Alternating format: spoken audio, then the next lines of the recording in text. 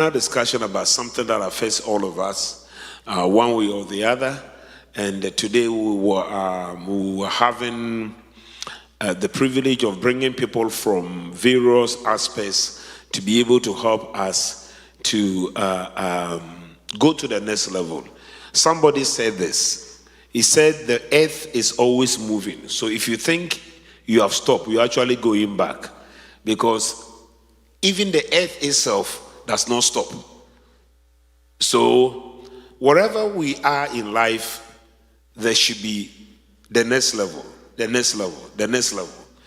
And the challenge that we have is sometimes we get stuck, and either we get stuck to the past or we get stuck to the present and not really get all our potentials. And this is a principle that we believe that is going to affect all facets of life. And that is why we believe that we're bringing in people from various aspects of life to be able to help us have that discussion. So I would like to invite up here a lawyer, a reverend minister, lawyer, and Reverend Ofori of Ofori Agape Ministries. He has both. That's why I want to bring him both. Agape Ministry as well as Ofori Law Firm. Please, can you take your seat? Thank you very much. I also like to invite over here Gabriel Opoku-Asare, who is a corporate executive of Diego. He's been from, just name it, from Singapore all the way to I don't know whether he speaks the Singapore Mandarin now. But he's a brother of mine, but he's traveled extensively by the grace of God, and I believe that he will come out to us with a corporate experience. I also want to invite upstage a man of God, a man I've come to respect a lot, and that is Reverend Nunu, to also join the panel here for us to be able to carry on with this discussion, because we wanted to make sure that at the end of the day, please have a seat, take a seat here, and that is going to be able to help us. We are waiting for one person, Mrs. Dugan, to join us, and we'll be able to move forward here. But whilst my co-moderator, that is Brother Dugan, will be here soon. I just want to warn the panelists. He's both a mathematician, so he can calculate things a lot, so be careful at the questions that is coming across. And I believe that his wife has, I think, an accounting background, and she's going to be part of the panel, and I believe that is going to help us a lot. So we'll like to start, and hopefully we'll trust the Lord to be able to help us. So we want to start with, I would like to start with an before we get opening statement, I said that the topic is being at the next level, which will encompass going there, staying there, and probably moving from there to the next place, which is what we'll try to look at. But I would like to read this scripture. If Michael, you can give it to us, which is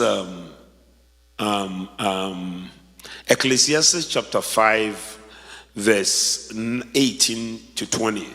But the emphasis here will be on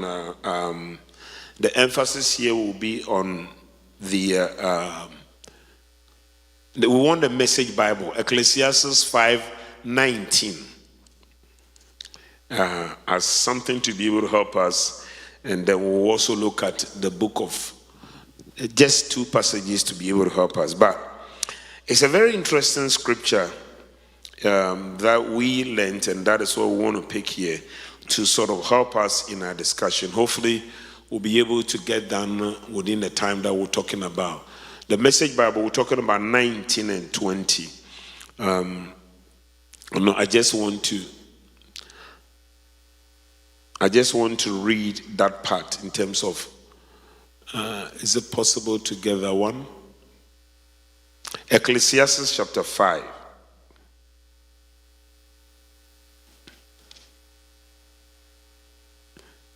The last time I checked, there was one.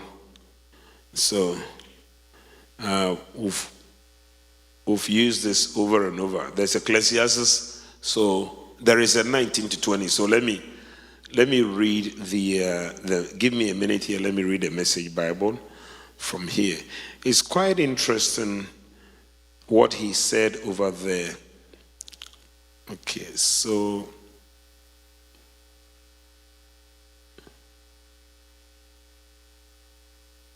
the Message Bible is a little, okay. It says this, the verse, just go to Bible Gateway, it's going to be there. That's what it says. Ecclesiastes 5 verse 18 to 9. It says, after looking at the way things are on this earth, here is what I have decided is the best way to live. This is the wisest man who supposedly said this. Take care of yourself. Have a good time. And make the most of whatever job you have as long as God gives you life. I came across this version and it has probably spoken to me a lot. Take care of yourself. Have a good time. And make the most of whatever job opportunity you have as long as God gives you life. And that's about it.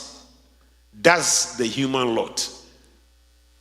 Yes, we should make the most of what God gives us, both the bounty and the capacity to accept it.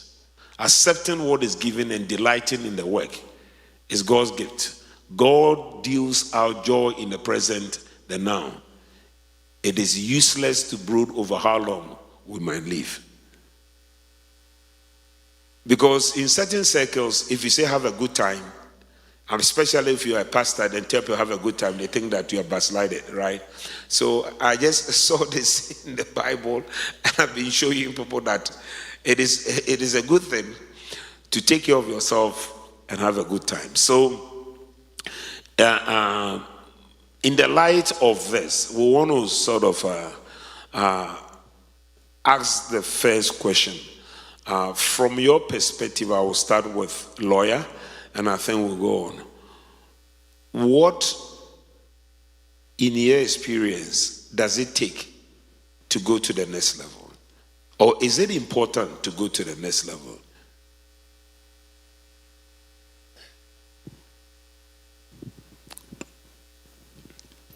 It should be working. Randy? Okay. Okay, press.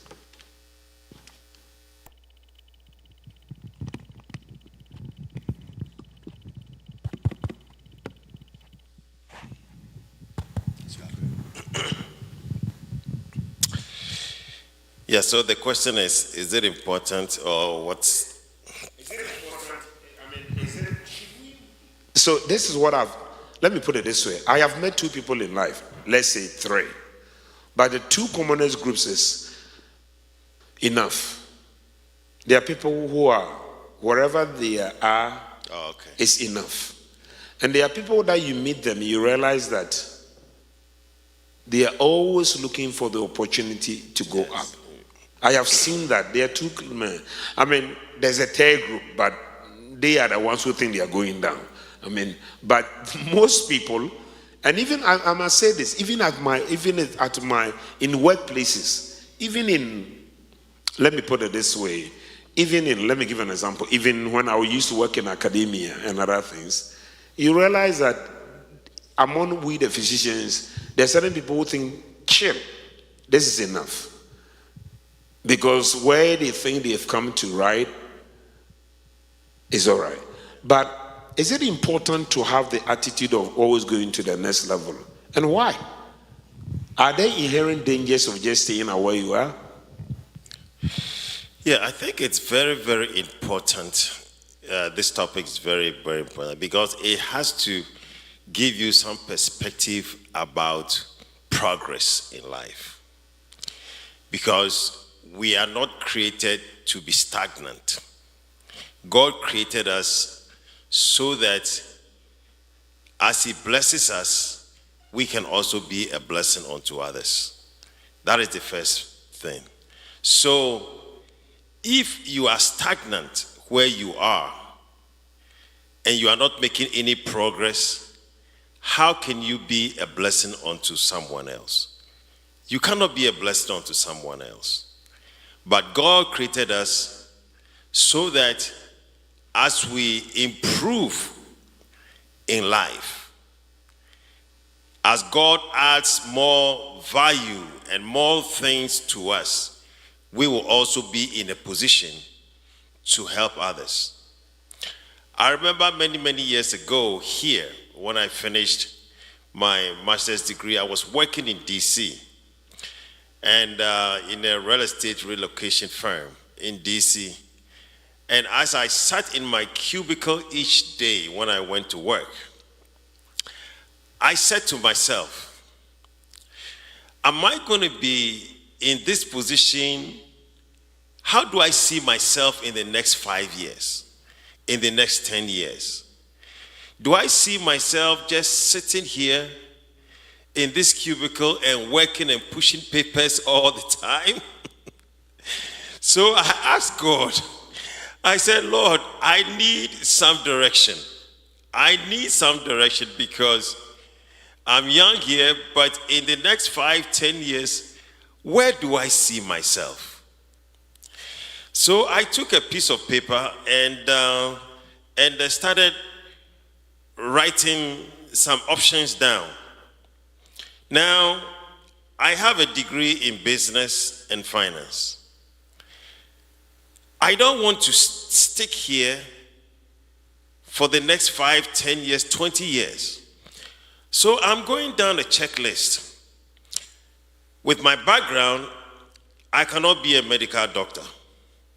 So I crossed that out. I cannot be an engineer. I cannot be this, I cannot be that. So what else can I do?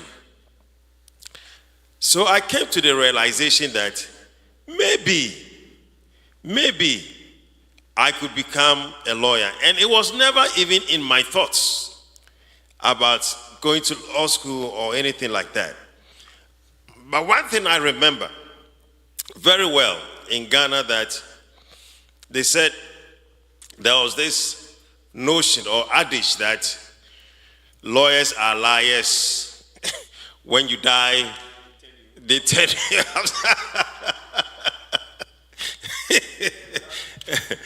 And so, as I sat down, and I said to myself, there has to be some Christian lawyers out there. There has to be some lawyers who will tell the truth, who will serve God and do something better and change the mentality or culture of this thought that we were brought up to believe. So I set myself on a mission that this is where I'm going to make a difference in life. So I started off looking for, I started off saying I'm going to go to law school and try to change this thought.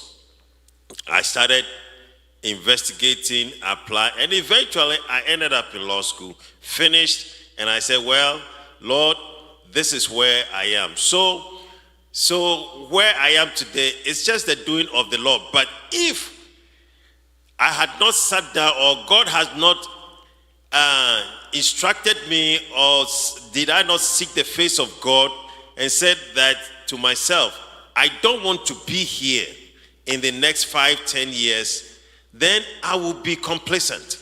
I'll be satisfied with just where I am. But that is not what God created us to be.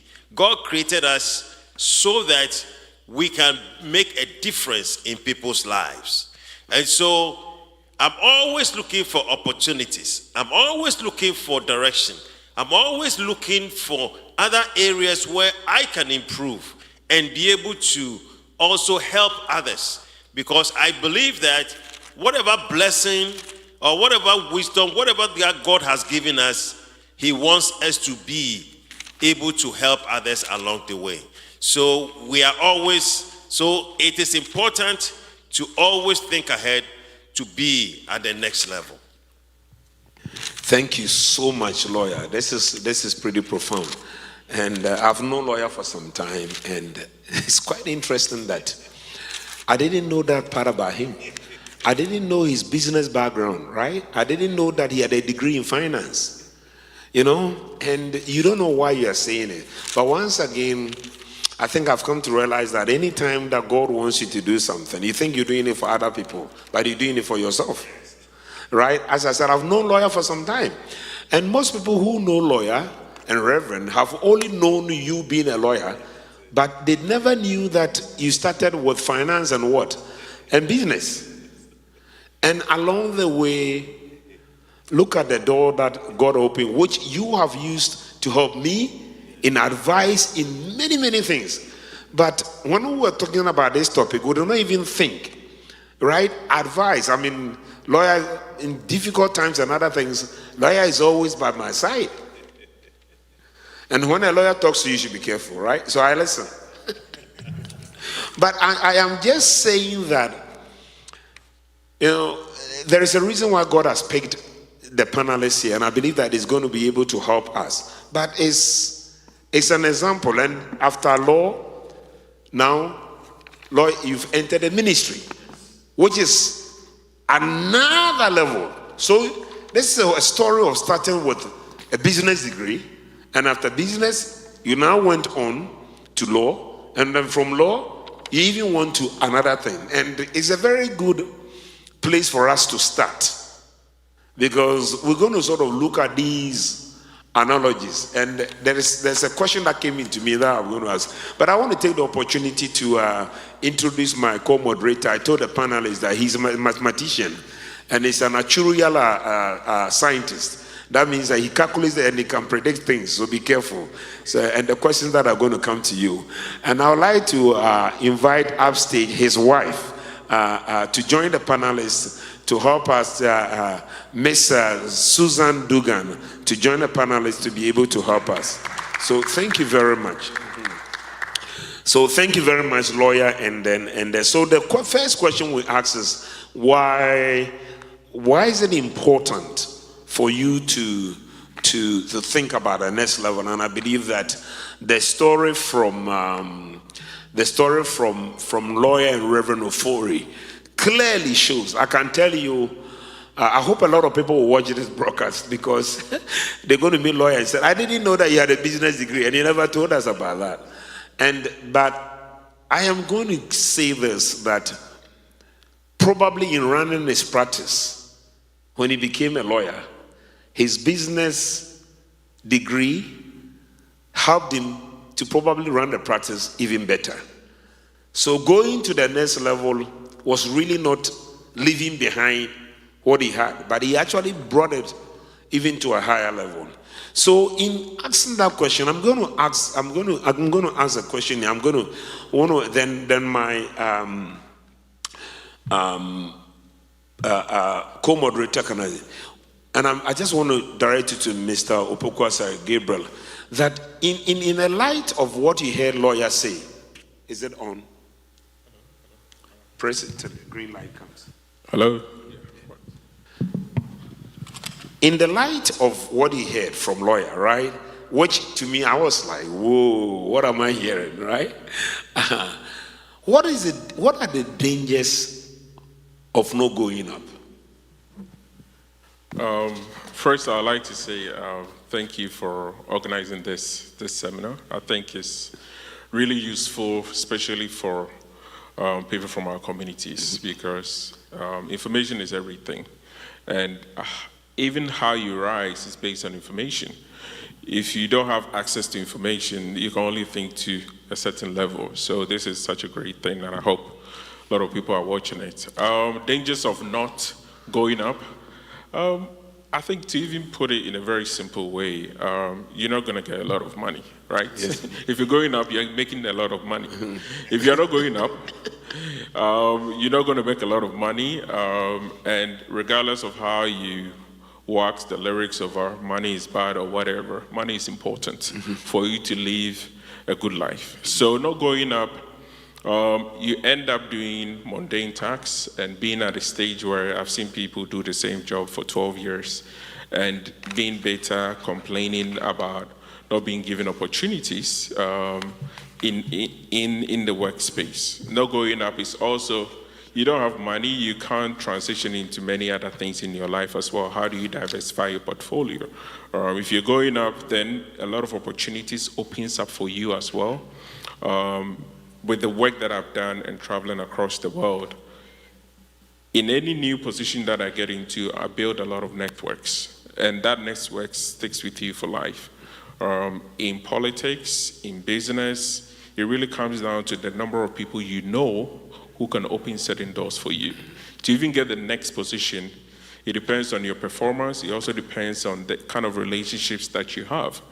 If you're at the lower level and you've not moved up, it will be very hard to activate those relationships, and those relationships can open huge doors for you, which you can't do that at the very lower level. So for me, and to Lawyer's point, it's really about you have to find a way to go up. The question, and also, do you need to go up? For me, you need to set a North Star. When you say a North Star is, what is my destination? Where do I want to get to in 20 years? Dr. Otabo asked that question, I think, 10 years ago. I think 10 or 15 years ago. And it became a topic on Facebook. A lot of people were laughing about it, that, oh, how do you plan your life for 20 years? But that was such an important question for people to start thinking about, where would I want to be in 20 years? And that, based on that, that's how you do business strategy. We always do a 5-year plan. That doesn't mean that in the 5-year plan that we want to get to is stagnant. That could change. There's COVID, so that means that we need to relook at our whole plan again. But just as, and I tell everyone, just as you go to work, you build certain skills at work, you need to apply those same skills to your life as well. If your business has a 10-year strategy, you need to have a 10-year strategy for your life. If a business has an annual plan, you also need to have an annual plan for your life. And that is important for you to progress. I'm so happy that you ended on that note. You see, and that is something that I heard from somebody. He said, the interesting thing is that we go to work. The work that makes enough money to pay you has certain principles. You check in. They have 5-year plan, 10-year plan. Yet the workers that work there, they don't have those plans. And this is the second time I've heard it in a month. And they forget that it's those principles that makes the business continue to make money to pay you.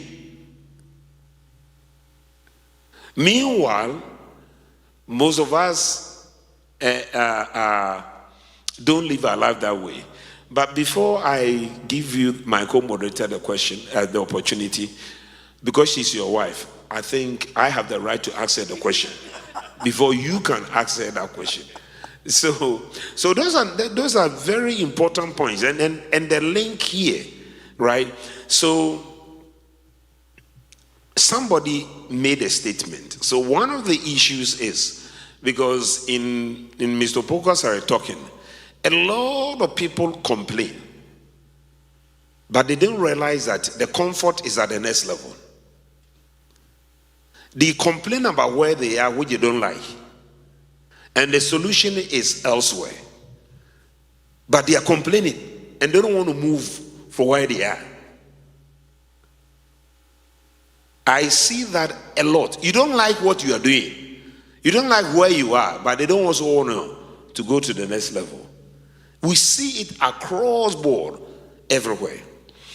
So I just wanted to add that point to that element. I mean, they complain about, I don't like the job, I don't like the money I get, I don't even like the people there. Yet he goes to work every day, to the same place. I have a classic example for that. So I joined a company. So it's about setting a long-term plan. It helps you to know, at this point in my life, what do I need in that moment?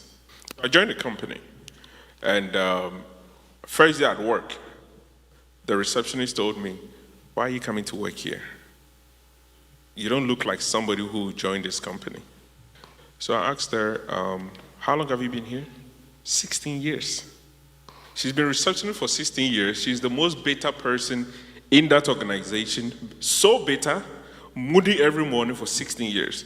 When I got in, I just knew that I'll be here for 18 months. That's it. But there was a reason for being there for the 18 months as a platform to get to the next level. Until you figure out what you need right now and try to work your way around it, you're going to be in the same place complaining with no plan. So I asked her, you've been here for 16 years, so why are you complaining? She has no answers.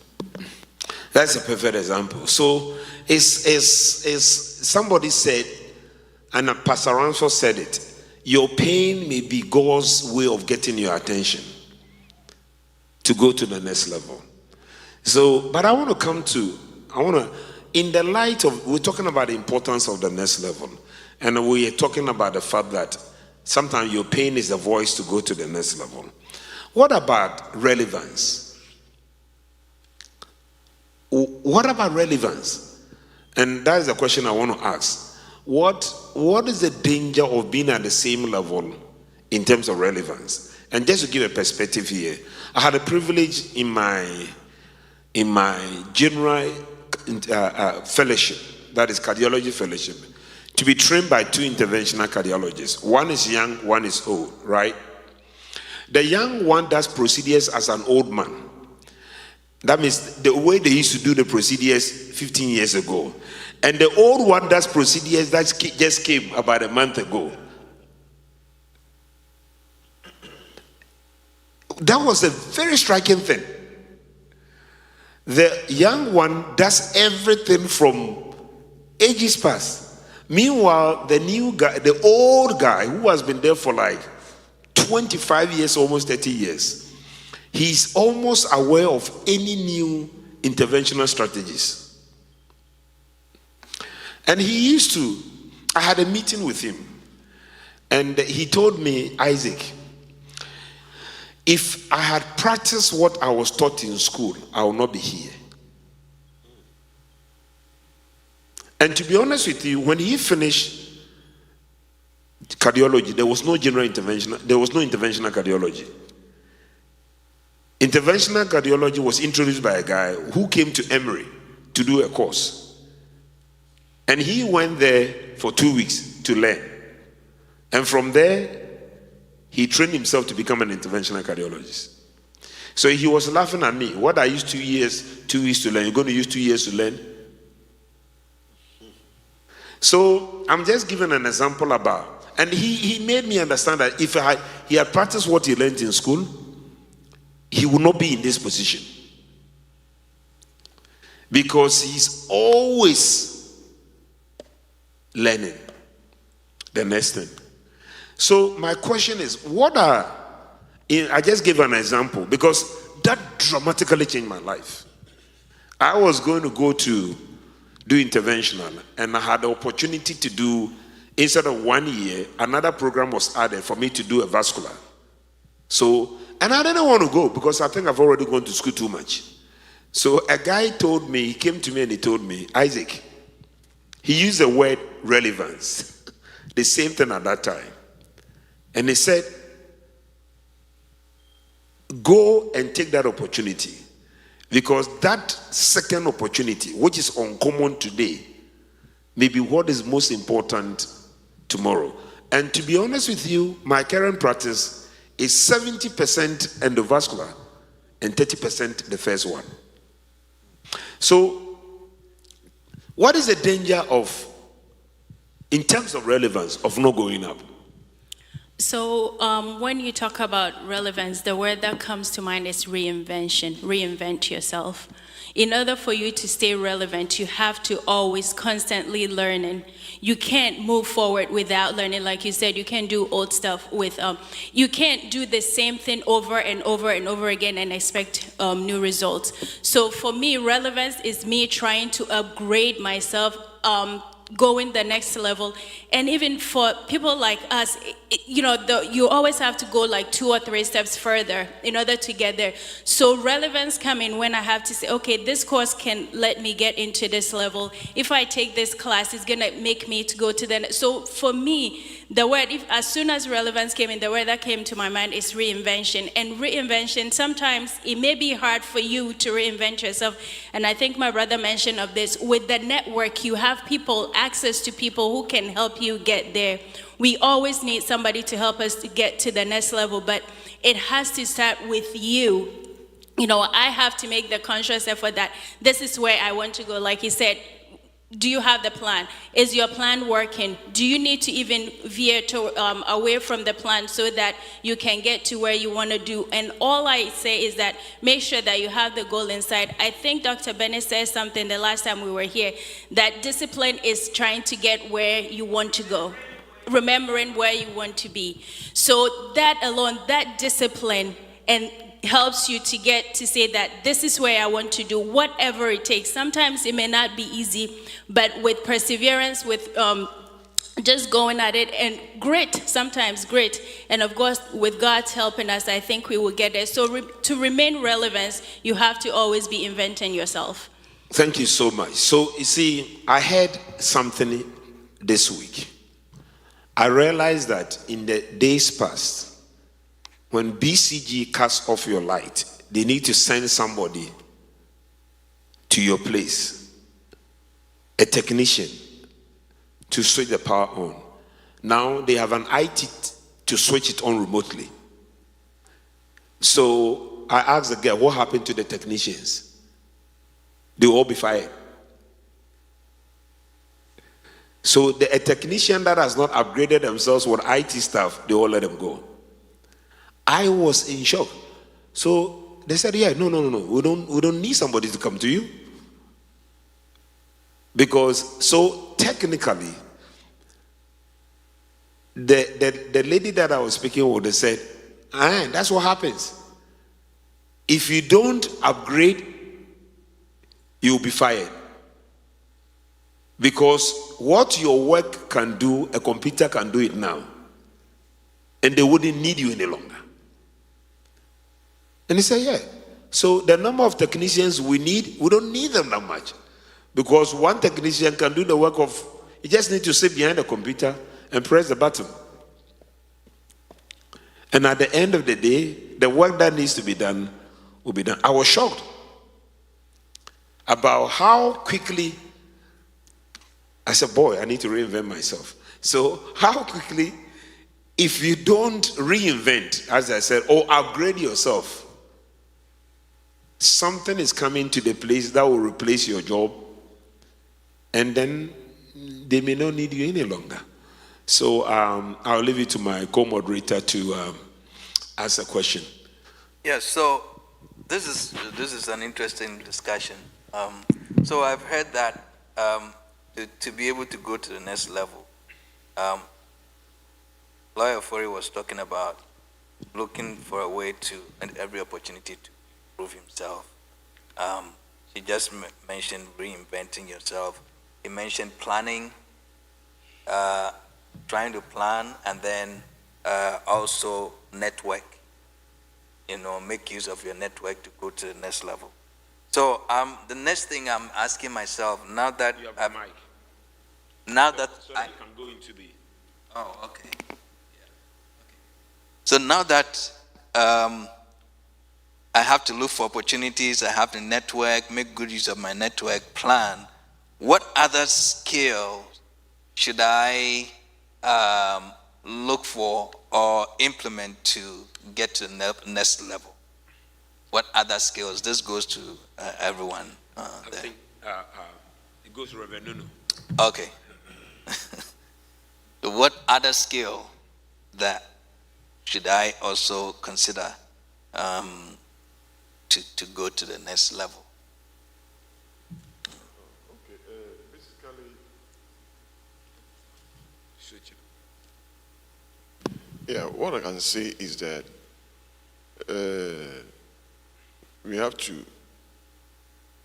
everything must come with a plan, which means that you have to weigh the pros and the cons and be sure of, the decision that you are making, because you want to, do a lot of background work, studies and stuff like that, and make,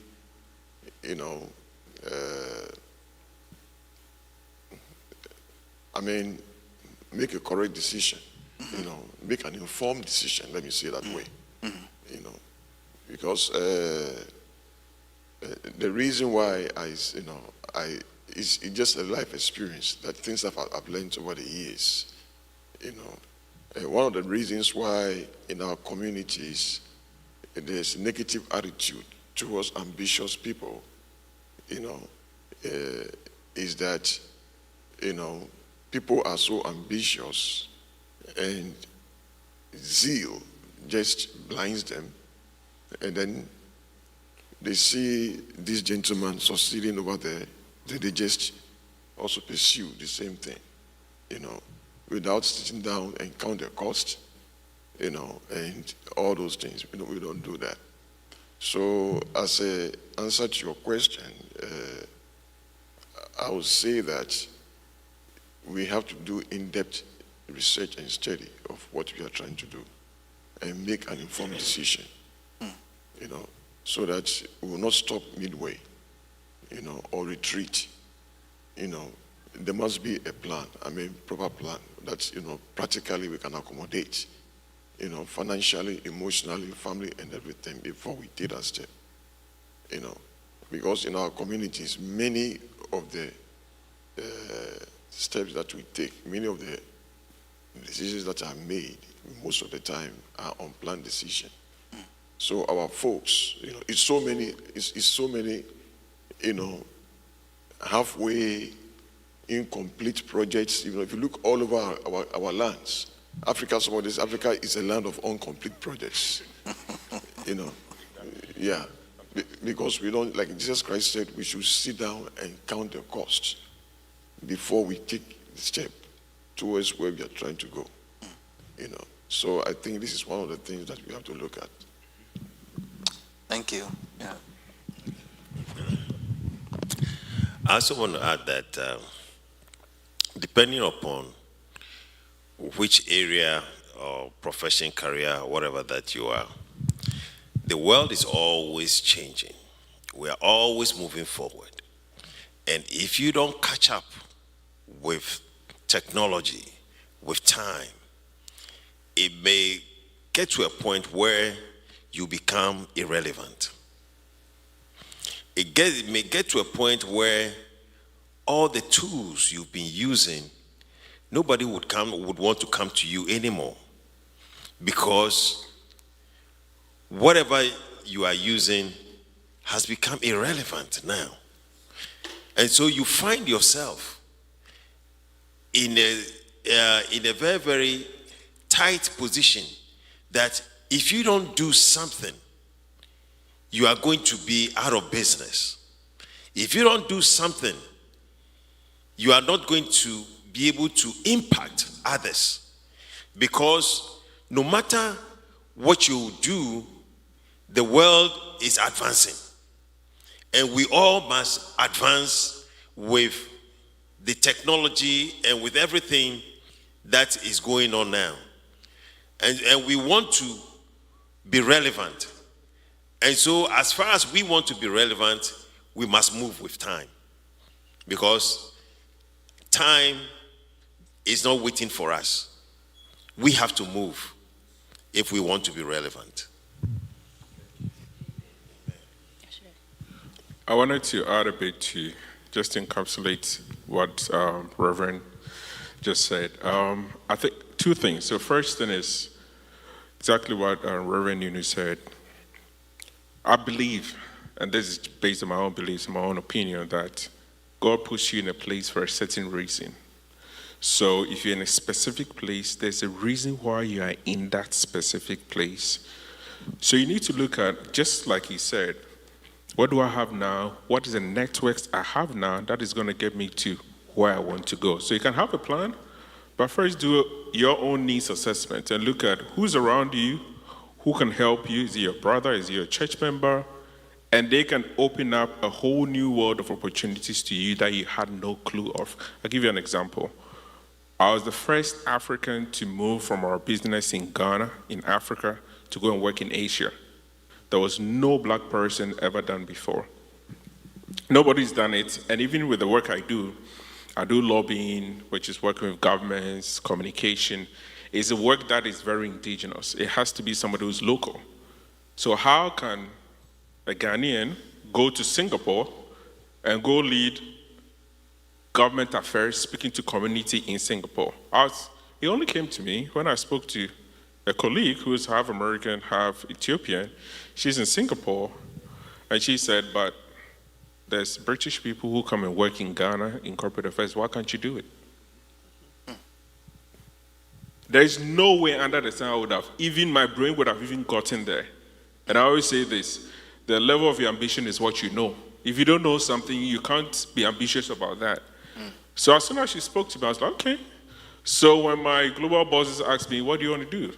Most minority people say, oh, I need some job here, I want to be CEO. I said, no. Oh, I can go anywhere. I can go to England, I can go where? A whole new world of opportunity opened for me. And the guy that was asking me, what do you want to do next? He said, oh, I never thought you want to leave Ghana. I never thought you want to work here. But that would never have happened if I didn't open myself up to look at who is in my network, who do I talk to, who knows something on this subject as well. So that's number one. Number two is, to Reverend's point again, around technology.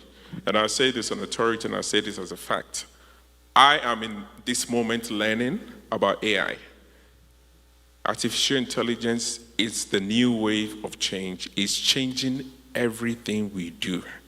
There's a lot of jobs that will be obsolete. And if you're listening, you should know this. There's a lot of, especially administrative jobs, that will be obsolete. Like you write press releases. I'm telling you, all the media houses probably have a quarter of their staff because AI can do most of the work.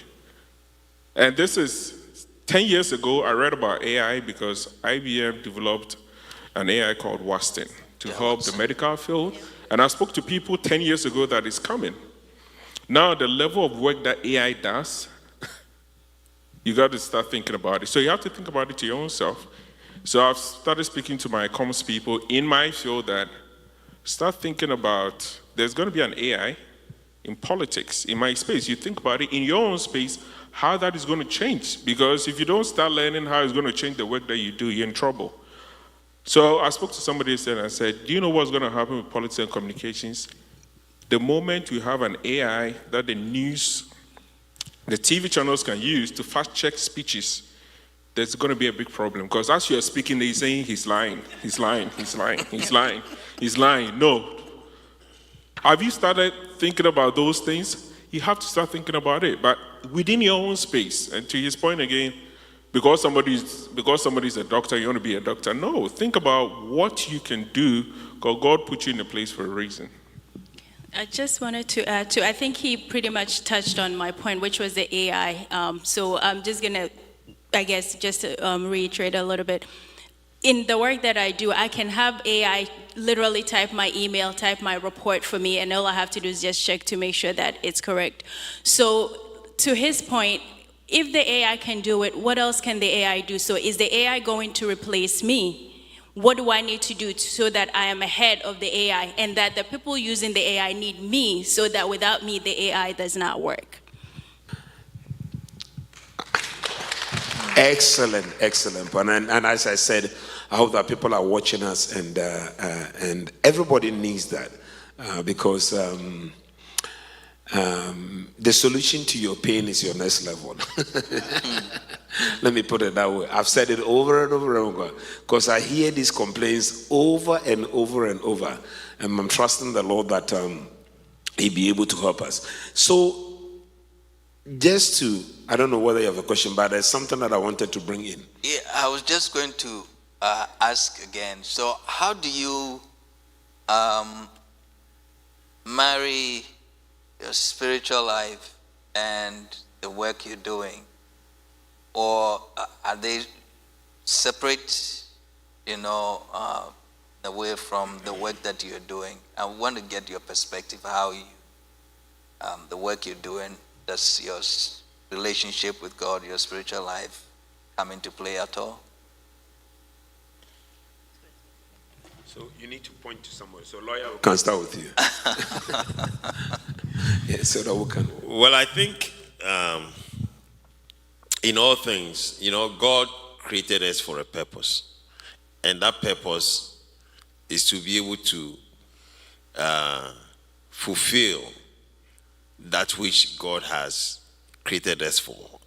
And that is that we must be able to make impact onto others. So whatever that we do, we must understand that we are doing it not for ourselves, but it is to the glory of God, because he created us so that we can be a blessing unto others. So whatever work, wherever we are today, it is not our own making. It is not our own strength or our doing, but it is God who puts people in certain places at certain times so that his name will be fulfilled. I tell you, when I was applying to law schools, there was somebody who wrote a letter of recommendation for me. He had only seen me once in a class, because I had gone to seek advice from another professor that, listen, I want to go to law school. So, and he advised me. He says, well, listen, this person has influence, so much influence in this school. So maybe if you get him to write some letter for you, it will help. And I called this person at this university. I'd had one class only with him in a huge class. But he said, send me your resume. I don't know what he wrote about me, but that got me admission. That got me admission. And when I went to the law school, the director of admissions told me, he said to me that, listen, Ofo, you had some good people working on your behalf. And I know that it wasn't my own ability, but it's God. Because God has a purpose for my life and for what he wants to use me to accomplish. So everything that we do is orchestrated by God. So it means that we have to be dependent upon him. Whether it's for promotion, whether it's for we want to be relevant, so that when we seek his face, then he will be able to direct us. Even when odds are against us, he will make a way where there is no way for us. And so whatever that we do, God is an integral part of our lives. And so that is how the marriage between us, our careers, our jobs, and God comes into play. Yeah. So God bless you. So we'll be directing the questions. I think all of you have comments about this, and if you can add that, that would be fantastic. I've always said this: the greatest impact I've made on patients did not come from reading the book, but it came from an intuition.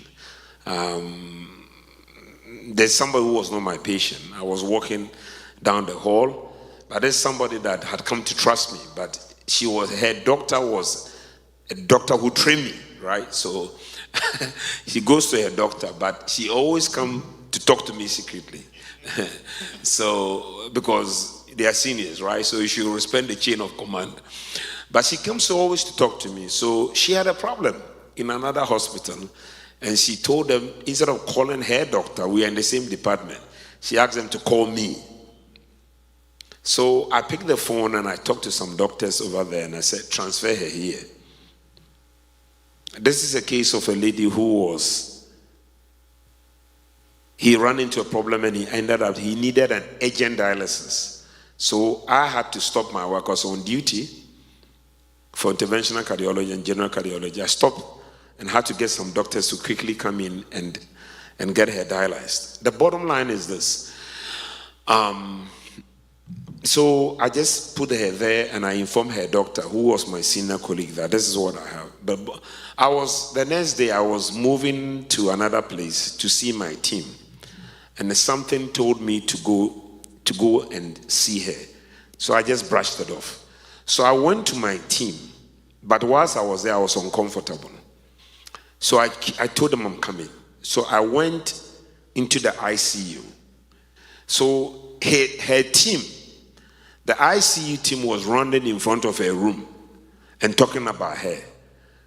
So I almost backed out, but I decided to go in. When I went in, she had raised her hand. She was almost choking to death. So I came out and I told the IC team, "What are you talking about?" They said the patient. I said, "When you finish, you go and pronounce the patient." Pronounce means the patient is dead. So that's what I told them. That when you finish, you go and pronounce her. Because she's dying in there. They said, "Oh, no. The resident told us," because the attendant is depending on the resident who has not even seen the patient in the morning. The resident just looked into the chart and then writing. So I said, "She's dying. So if we don't go in, she's about to die." So they stopped the rounding, put her on a ventilator. Ultimately, the lady is off dialysis today. She has gone back to work. Right? And I can tell you numerous stories like that. Up till today, she keeps on, I've left the place. But she does not understand why I came to that room that time. Whilst her own team were standing in front of her room, rounding. So I can, tons of them. I just give an example. Last week, I saw a patient, not last week, just a few days ago, I saw a patient. I went to my room, sat down, something told me, go back to his room. I said, forget it. I just saw him. I just sat down and I had a knock. Come and see him. So I believe there are countless examples, and I think we can all share them to realize that there's a place where your five senses will stop, but your sixth sense is what is going to carry you, which is the God in you. But I just want to say that, and then I'll segue to a comment here. See, the scripture that we read, it says, take care of yourself. And I've realized that to stay at the top, sometimes we don't take care of ourselves. So part of taking care of ourselves is the spiritual component. So to sort of divert it into even a bigger place, right? Because some people get to the top and they eat everything and they die too quickly, right? I'm sorry, I'm a hard guy, right? So that's what I need to tell you. So because we're talking about counting the cost and other things, and part of the cost is how will this forward search affect my family members? Because if you succeed in what you're going to without bringing the people along, that is no success. One of the greatest interventional cardiologists the world has ever seen, he can virtually do anything. In terms of opening up a blockage. So he recently started a talk show, right? And so we all thought that the talk show was going to be about how to do procedures. No, actually the talk show is about his failures. In his pursuit to become what he became alcoholic. So he had a divorce, he had his children left, he had everything. So now, when people come in, young interventionalists, his topic is take care of yourself. So there is an inherent danger, and I like the idea of where he's counting the cost. There is an inherent danger, but I want to lay emphasis on, and I'm going to throw the question to all of you one way or the other. How do you take care of yourself on your way to the place and when you get there? And you can look at it from any sector. So I'm going to start with Mr. Opoku-Asare. Taking care, because I realize that, because we talked about this example, you see, because we use the story of Daniel, right? And we talk about the people, Daniel and his friends. These are guys that went into a foreign land and they chose not to eat the king's food, which is vegetables, right? One of my daughters told me, Daddy, if the vegetables would have tasted like the chicken skin, I would have eaten it. The problem is, it doesn't taste like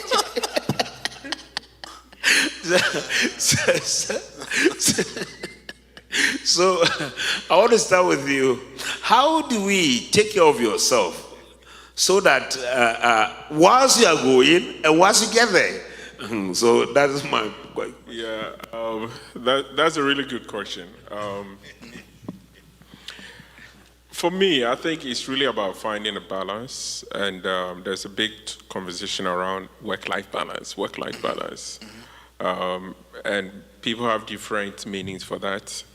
But for me, it's really about how do you ensure that your work still creates, whilst you're making the money, it can still create an opportunity for you to be able to contribute to your family, for you to live a good life, and all of that. In the corporate setting, and I speak about this based on the Black community, basically. There's a lot of things in the employee manual, and I was talking about this to somebody yesterday, that there's a lot of things that you can take advantage of at your workplace, but Black people don't know. We don't even read the employee manual. Or we think some things are too white to even think about it. I thought the employee manual was too big, that's why I didn't read it. So you might be in your company, there might be something around volunteering day, which you can take a week off to do something that is really meaningful to you, that brings you joy, that brings you satisfaction, that you can take a week off and you still get paid. White people take all the leave. Black people don't take it. There are opportunities around you can go on leave. It is not a crime to take leave, your time off. You're being paid for it. People in minority groups feel that, they almost feel like, oh, if I take it, it means that I'm not committed. It is wrong. There's a way that you need to work. Staying up at 12 midnight to deliver the work, is that a requirement for your workplace? You decide, but it might not be. And in all the teams that I've worked in, I've always told my team, if you are working after 5 to impress me, you are losing the battle. Because from 8 to 5, 9 to 5, when we come to work, and you're going around from table to table, being the CEO of the company, whilst you are not talking to everybody and gossiping from 8 to 5, and when it's 3 o'clock, you come and sit down like you're serious, and you leave the house, you leave the work at 9 p.m., it's done scoring. My team will tell you, when we have the biggest projects, I'll leave work 4:45, I'm packing my bag, I leave at 5, immediately. Because I told you 6 months ago that we have this project coming up in 6 months. You should have planned towards it. I encourage people to work in a way that works for you. Nobody pays you for working 12 midnight. There will be days where you have to put in the effort and deliver a work because it's urgent. But the consistency of trying to fit into the status quo by just overdoing that, it's not going to help you. And if you have a terminal disease, if you pass tomorrow morning, we're going to put up an advert and look for somebody else. Until you get that is it's an exchange. You have to deliver your best. The company is going to pay you, but those who are, and somebody asked the question, if you're sick tomorrow and you cannot move, who's going to be there? Your CEO is not going to be there. It's your family that's going to be there. It's the people who love you that will be there. So you have to prioritize that. So we have to, in a nutshell, if you're a Black person, people from minority backgrounds, take that opportunity to take care of yourself. The work is not going to collapse without you. Yeah. Extremely important. I think these are excellent points. We're hearing them all, and I hope people are listening to these things because it is going to help everybody. You can, they can send a question to, so other components of it. Also, once again, taking care of yourself, because we talk about taking care of yourself in terms of family, and I think that Mr. Opoku-Asare has listed these points. I've told my team, workers love overtime, right? But my current situation, my kids asked me, what was your best vacation? I said, do nothing. The day you guys will make me sleep, no wake me up, and allow me to sleep will be my best one. Because, I'm craving for that. And my prayer is that, because the best vacation I've had recently is a vacation where I did nothing. Ever. I've traveled to many, many places, but my best single vacation is where we didn't go anywhere. We get up late, we go for a walk for 1 hour, we come back, relax, I go into the pool and come back, say, man, me, look at me laugh. And now that is the kind of vacation I want to now take. I don't want to take that once. By the time I come back, I need a second one to rewind. Yep. Right, so I think, but there are other areas which I believe that it is important, because we talked about this a lot, just to put a little bit of statistics here. And it's an area we don't want to go to. Just to put a statistics here, the life expectancy of a white woman is generally around 80 plus. The life expectancy, and this is published, the life expectancy of a black woman is beginning to approach, is getting to 75, 77, right? The life expectancy of a white man has moved up, catching up to about 77, getting to 80. The life expectancy of a black man is 66 or 65. There's almost a 15-year gap between a white woman and a black woman. Actually, the greatest, we believe, epidemic that goes on in this country is the endangered black man. Just name it, especially cardiovascular. Right? Despite all the things that we talk about, and I love that, we talk about cancer, we talk about this, just cardiovascular death is more than cancer, everything put together.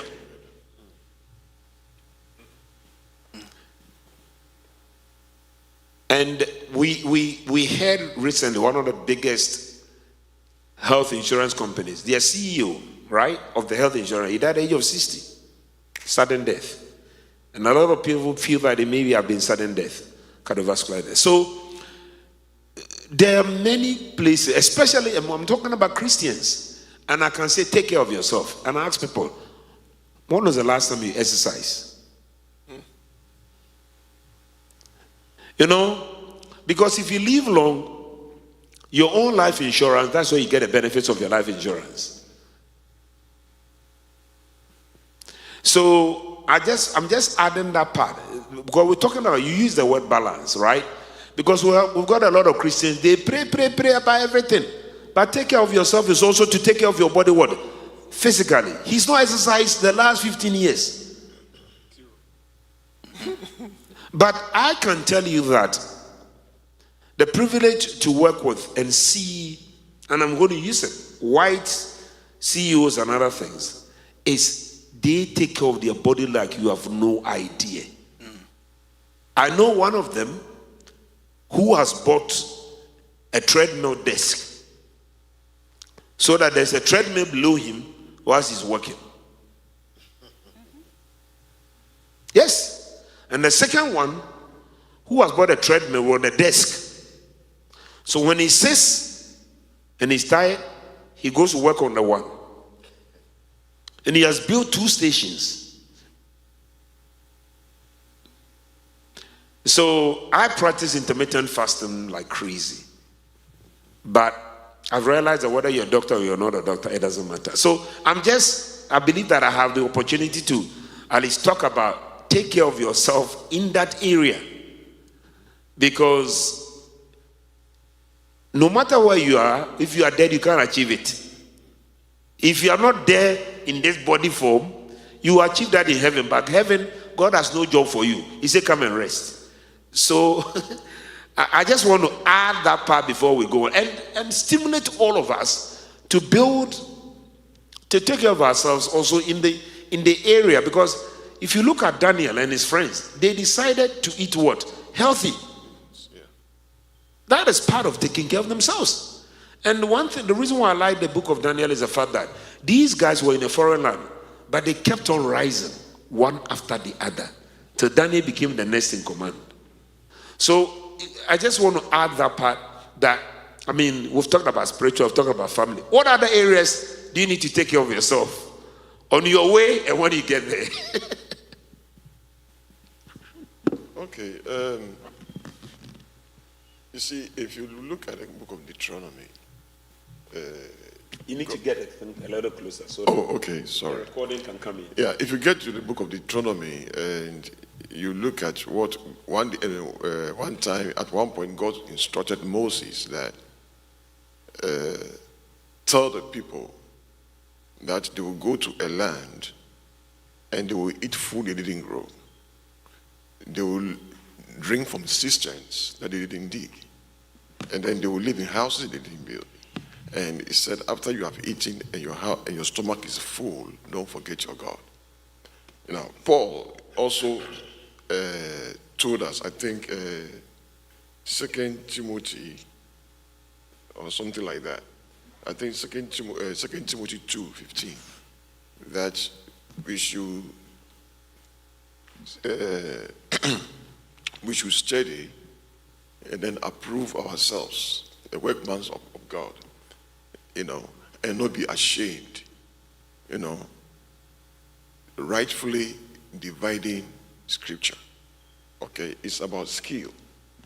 We are talking about balance, but there must be a skill. We should acquire that skill in attaining that balance. That's how I see it. Dr. Benis has mentioned discipline, self-discipline. We have to learn how to do that. We have to learn how to. My father used to tell us that discipline at all costs. It doesn't mind losing a whole month's revenue just to maintain discipline at the workplace, because it was a tobacco merchant. I work with him. So we should, train ourselves, and then obtain that skill, of creating that balance. Time management is one of them. And when you talk about time management, you separate relevant things from irrelevant things. Because I believe time is the most valuable commodity on earth. That's my opinion. Because we put them into proper use, you get to places that you never think you can be. So for me, as a way of contribution, and what I would say is that we have to learn, the skill of attaining that balance. All right? The Bible says, he that, forsake his own is worse than an infidel. Which means that I must work myself, manage my life, acquire that skill. Paul one day said we should be skillful, in dissecting the word of God. That is a kind of balance, to attain balance. And the goal should be, as a family man, to reduce or even, if possible, eliminate,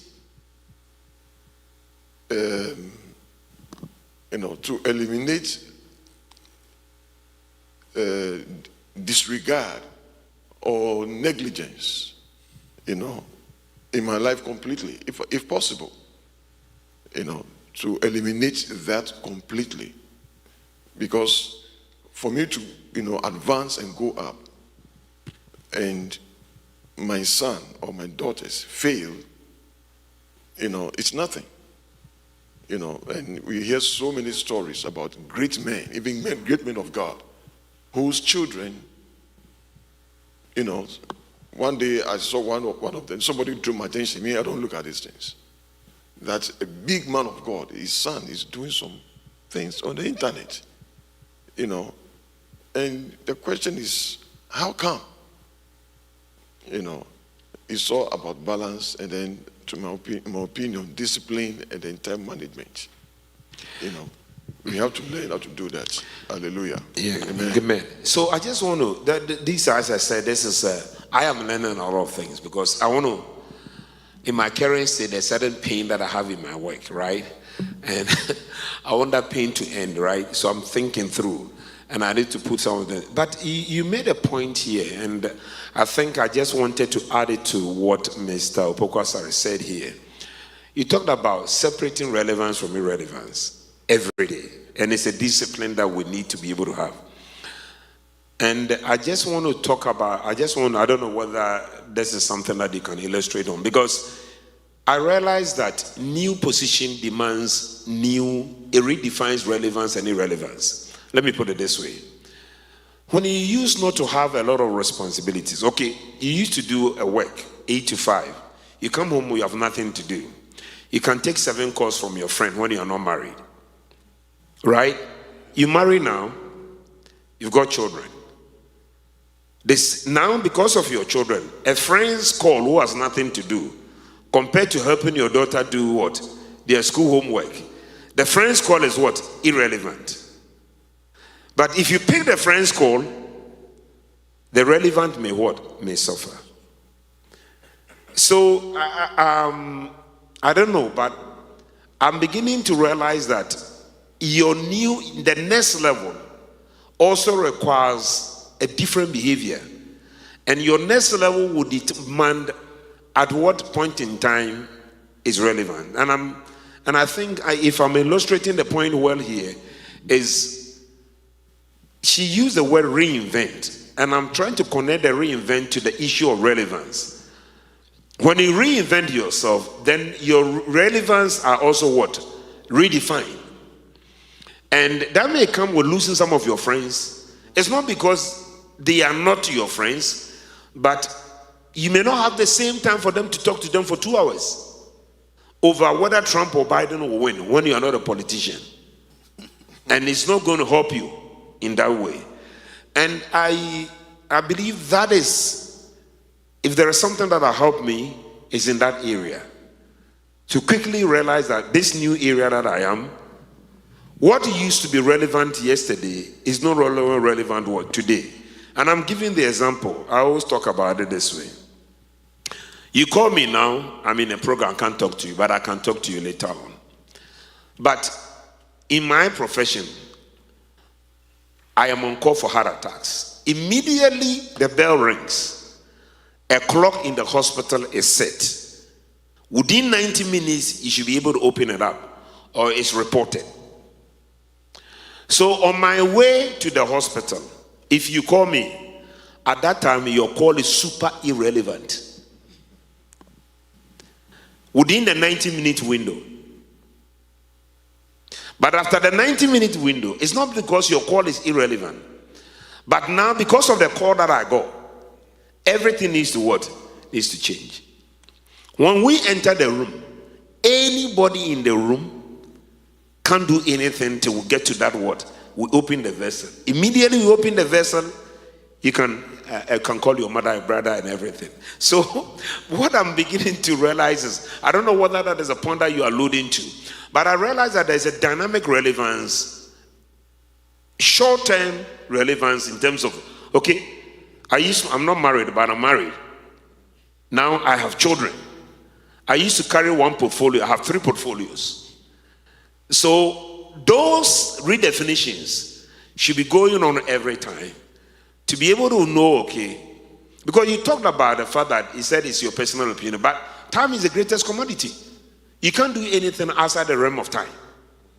But that decision that because of my current situation, I need to redefine, it's not disrespectful, but what can wait and what cannot wait is a decision I think we need to make every day to help us to become productive.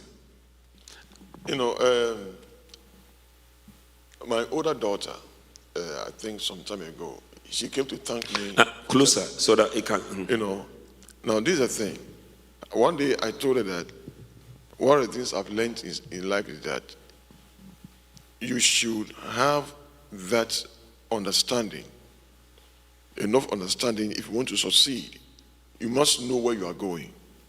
And then, you know, and not just knowing what you are going, that is good. But you must also know what will take you there. All right? And then the things that will not take you there. And then move away, throw away the things that will not take you there, including friends. You see, and that is the point that I was trying to link with what Mr. Opoku-Asare said about people who are your friends yesterday cannot be the same people at a certain level. And within our culture, it's seen as what? Insulting. Now, this discussion came up, I believe, in 2007. Something happened to this great football player, Michael Vick. He was the best quarterback. All right? Yes, Vic. Vic, he went all the way up there for the American football. You know, it was that. Then it was at Atlanta. Atlanta, okay. Yeah, he was just super good. And he was up there. Michael Vick was up there. But there was something in him, that he couldn't deal with. Like I always say, God took the Israelites out of Egypt, but taking Egypt out of them was a problem. And so we must fight ourselves to empty ourselves of all element of Mizraim. Michael Vick has these ghetto friends, all right, and they do their ghetto things, and greatness always comes with responsibility. Some call it responsibility, all right. So at every level of achievement, there are some things you cannot do. You have the right to do it, like Paul said, all things. I have the right to do all things, but it's not everything that is expedient to me. And Michael Vick, couldn't make these differences, and he got into that thing, and within a day or two, all what he has acquired, accumulated, the greatness, the fame, all went down like that. He lost over $16 million just going down with old friends. And by the way, I told my daughter it's not racism. It's a problem. Yeah, because that is a mantra. That is one thing I fought her for a long time. Now she understands. It's not racism. It's about responsibility. It's a duty. Mm-hmm. I told her that when I got married, I learned the hard way that the people that I used to hang around, I have to stop talking to them. Mm-hmm. If I want to be successful with my wife, I have to stop talking to them and then make new friends, who can help me marry well. Mm-hmm. You understand? So I think these are some of the things. Amen. Excellent points here. So, Ms. Dugan, I will, if you have a comment to add to that point, taking care of yourself, then I'll give it to my co-moderator to ask some final questions. Yep. So we've been hearing lately about self-care, right? Self-care. And this word used to be a bad word, self-care. So it's all about me. It's all about me. But without taking care of yourself, who else can you take care of? You need to be well mentally, emotionally, to be able to take care of others. So it's very, very important that we do that. And what comes to mind is, especially for those who are like in a medical field, they're a nurse, they can work 3 days and get the 4 days. They'll be like, oh no, I can work 3 days. And then I'm going to go that extra and get the per diem. Yes. And they keep doing this and keep doing this and keep doing this. And then the next day you hear, oh, they had a heart attack and they died while at work. Okay, and I've heard this story over and over again, just because they didn't get that time to take care of themselves physically. Like, I've learned for myself that if I need to go to a masseuse, I'm going there to get that help. Whatever it takes for me to be physically well, in order for me to be able to pour out what is in me, because I can't give what I don't have. So once you're well yourself, and as a mother, as a professional, doing that balance sometimes may be hard, but we have to, like they said, life-work balance. Find the balance to be able to take care of yourself. Like you said, going to the gym, you ask them, buy life insurance. They'll be like, no, who needs life insurance? I don't need it. God will take care of me. I know some people who will not even go and get yearly medical check because, one, they think it costs too much money. Yet again, when they die, Meanwhile, that is free though. It's free. For all insurances, because of Obama's law, that is free. Yeah, and they're not doing that. Yes, they're not doing. So I've learned personally to just take care of myself. I tell them, like, you know what, if you're not taking me, I'm going by myself, you know. And I'm doing it. So I hope he does. I know he does. So the point is, we need to take care of ourselves. We go to Ghana for a vacation, but we're not actually going for a vacation. We're going to finish the project that we gave to somebody and they didn't do it, and you go and you end up having more headaches because they didn't do what you want them to do. Like Doc said, take the time, go out, just enjoy life. God has given, Ecclesiastes, enjoy this life that God has given you.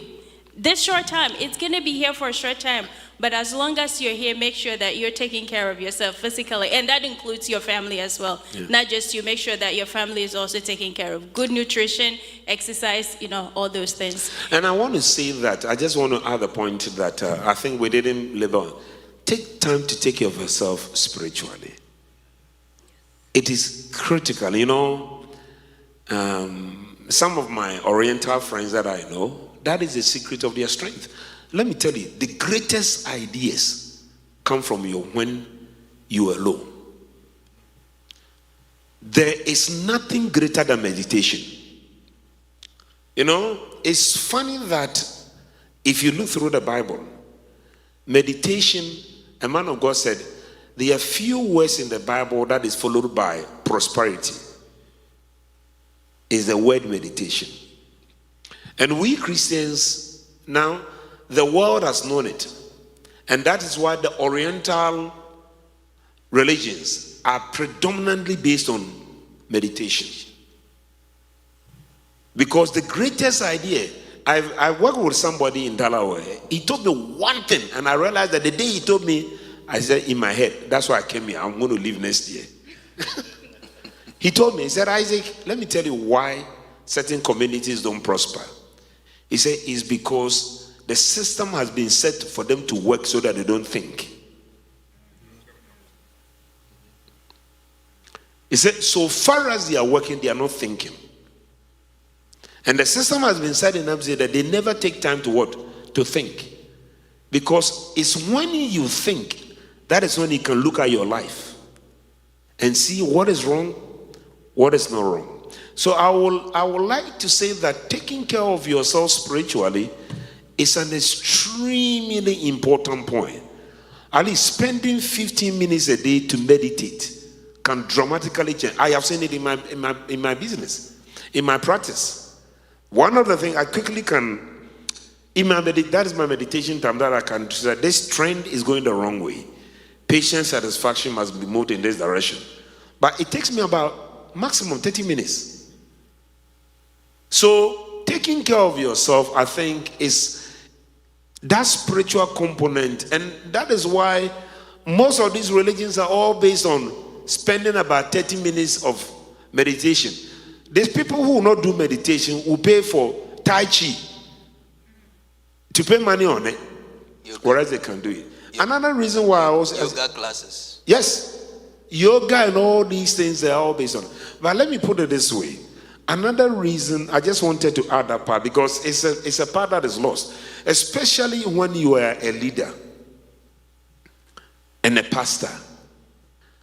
As a pastor, you can quickly become a signpost because your members may have the greatest capacity to make you what? Not take care of yourself. You're always taking care of them and you're getting empty.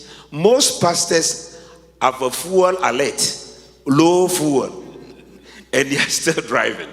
And that is why ultimately they will crash. So for instance, I'm just giving an example. When I'm doing my quiet time and you call me, I'll not take it. Because that is a sacred. If I can't take care of myself, how do I come and preach?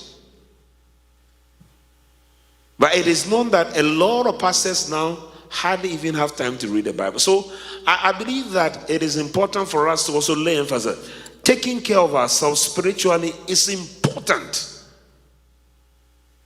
And then the other ones follow. I mean, the guy told me that.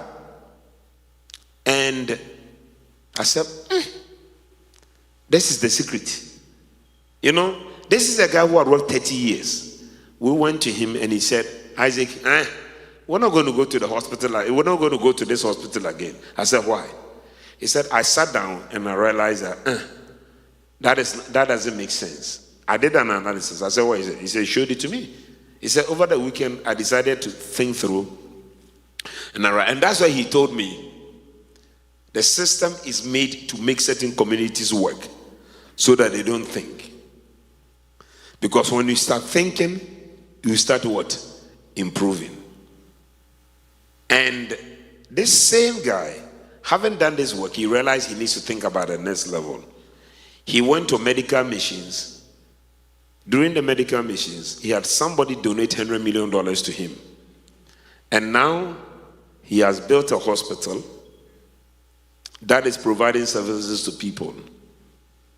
You know what? He has left his practice in the United States and gone to the place. So I just wanted to add that. So you can ask a question and then we can close. He wants to. I think we're time is getting close, right? So I was going to say like final comments on all that we. To add to what you said, Isaac said, some time ago I ran into this gentleman, I think it was in 1996, when he was trying to explain the real motive behind welfare. All right?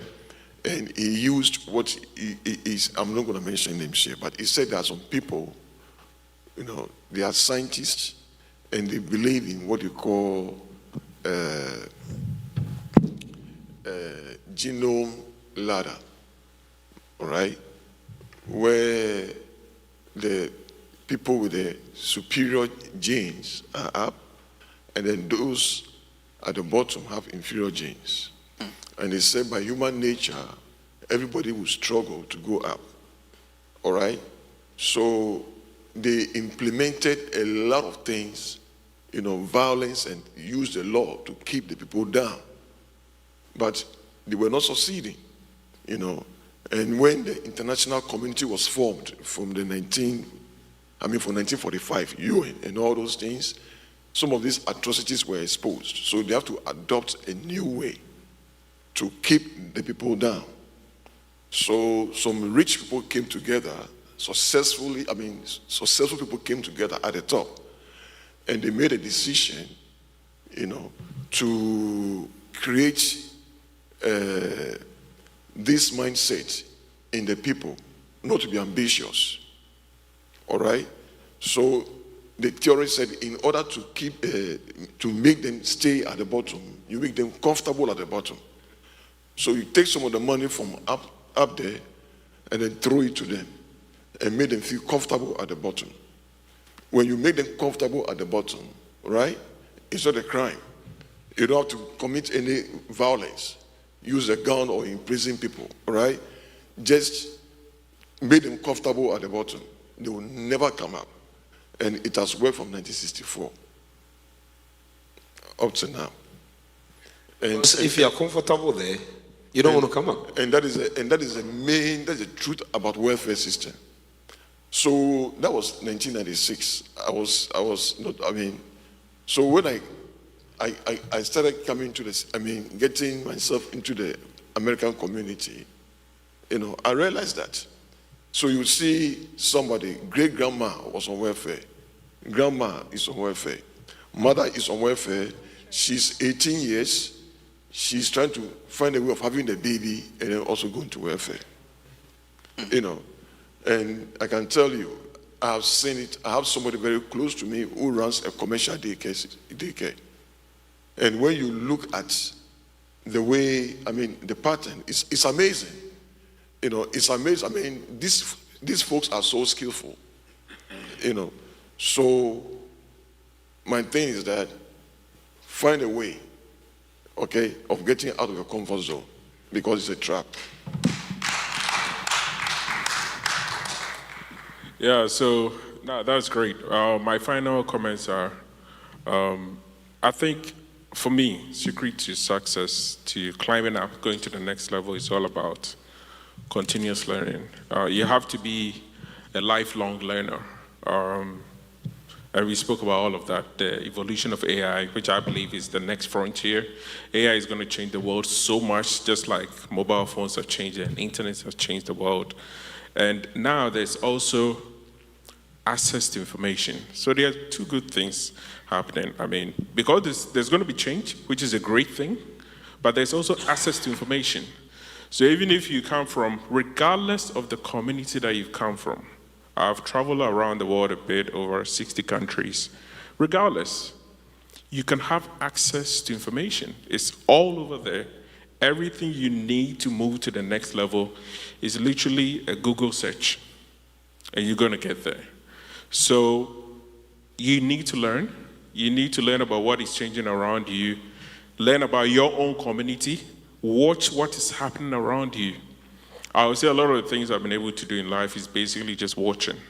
I'm a radical observationist. I look at what patterns of things that are happening around me everywhere I am, then you adapt to it, and that's how you succeed. There's a book, apart from reading the Bible, that I recommend to everyone, and I recommend it on every platform that I speak, called Mindset, The New Psychology of Success by Carol Dweck. It's such a great book that every young person, adult, regardless of your career, you need to read that book. It talks about continuous learning, and that book will transform your life. Thank you.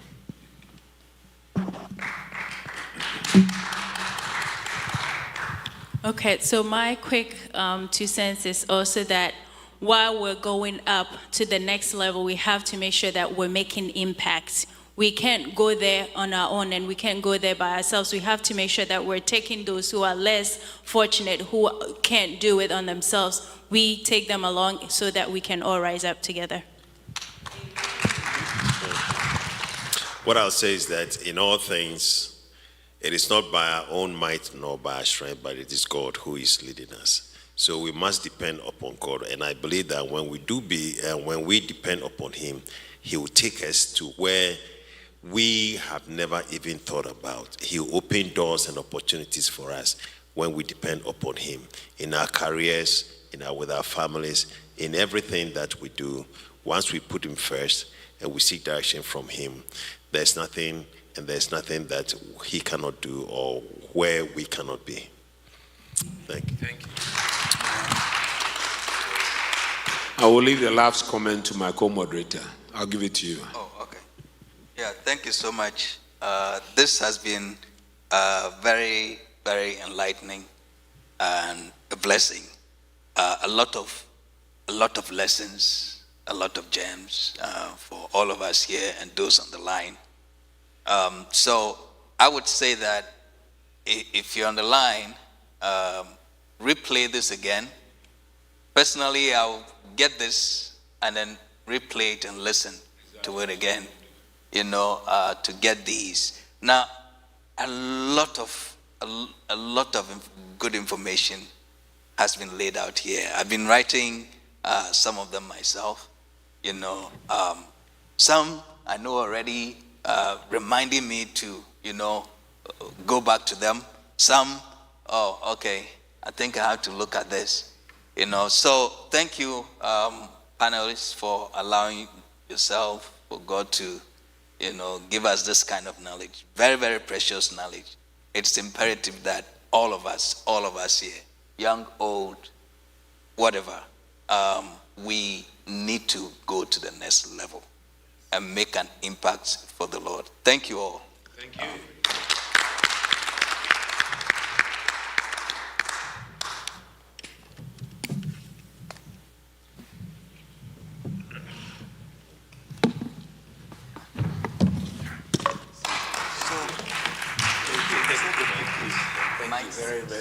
Mindset. That's it.